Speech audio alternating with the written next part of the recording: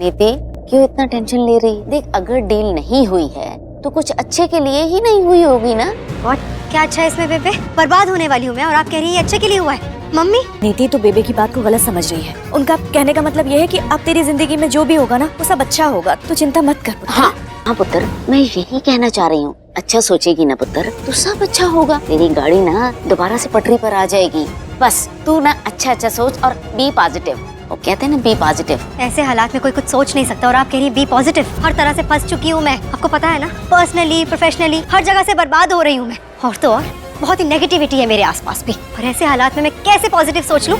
सब कुछ हाथ से निकल रहा है मेरे। पार्वती को फंसाने का प्लान फेल हो गया। अब ये एनआरआई क्लाइंट्स का फोन आ गया कि डील कैंसिल कर देंगे। और से मेरी सबसे बड़ी ताकत राकेश, दिमागी संतुलन खो गया है उसका, किसी काम का नहीं रहा वो। लेकिन उसमें एक बात तो अच्छी थी कि वो मेरी हेल्प तो करता था।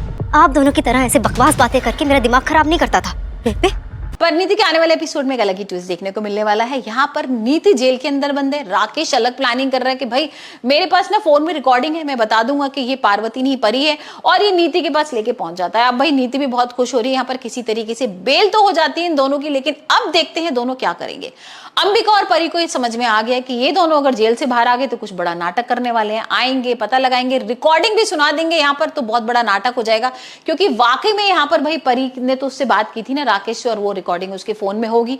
तो यहाँ लेते हैं बबली की मदद। अब जैसे नीति जेल से बाहर आती है ना, वो सीधा पहुंचना चाहती है परी के पास। लेकिन उससे पहले बीच में बबली और इंस्पेक्टर आ जाते हैं जो नाटक करते हैं। यहाँ पर वही वो इंस्पेक्टर बबली को बोलती है कि मुझे पता है कि तुमने परी बन के फोन किया था राकेश को, और तुमने ही बोला था कि तुम पार्वती नहीं परी हो, और यहाँ पर गुरप्रीत को किसी तरीके से छुड़ा लो, और इतनी सारी तुमने बातें कर दी, क्यों किया था? यहाँ पर बबली बोलती है कि मैंने सिर्फ अपनी माँ को बचाने के लिए ये सब झूठ बोला था। और यहाँ नीति के सामने ये आ गया है कि भाई ये तो कुछ और ही चक्कर हो गया है। मेरे को तो लग रहा था कि वो पार्वती ने ही सच में फोन किया था कि परी है, लेकिन यहाँ तो बबली का नाम आ गया। अब देखते हैं कि बबली कितना सच झूठ बोल रही है, और अब यहाँ पर नीति कहीं ना कहीं चुप तो हो जाएगी।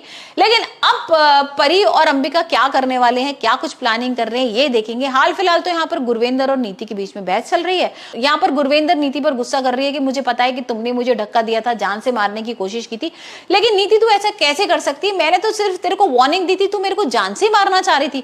अब यहाँ पर नीति भी भाई अपना जुर्म कबूल करती है और बोलती है कि हाँ मैंने आपको जान से मारने की कोशिश की थी, और आपसे जो करा जाए कर लो, और आप ज्यादा कुछ बोलोगी ना तो मैं आपका सच बता दूंगी आपके बेटे को जाके। और यहाँ पर हम देख रहे हैं कि जैसे ही वो राजीव के पास जाती है, पहले तो वो राकेश की रिकॉर्डिंग दिखाने को होती है, और यहाँ पर राजीव जो है वो गुस्सा करने लगता है और सबको बोल देता है कि अब अगर परी के खिलाफ किसी ने भी इस घर में कुछ बात की ना तो मुझसे बुरा कोई नहीं होगा, और नीति अगर तुम्हें इस घर में रहना है तो तुम परी के बारे में कुछ भी गलत नहीं बोलोगी। तो आप देखते हैं नीति और राकेश मिलकर क्या करते हैं परी के साथ।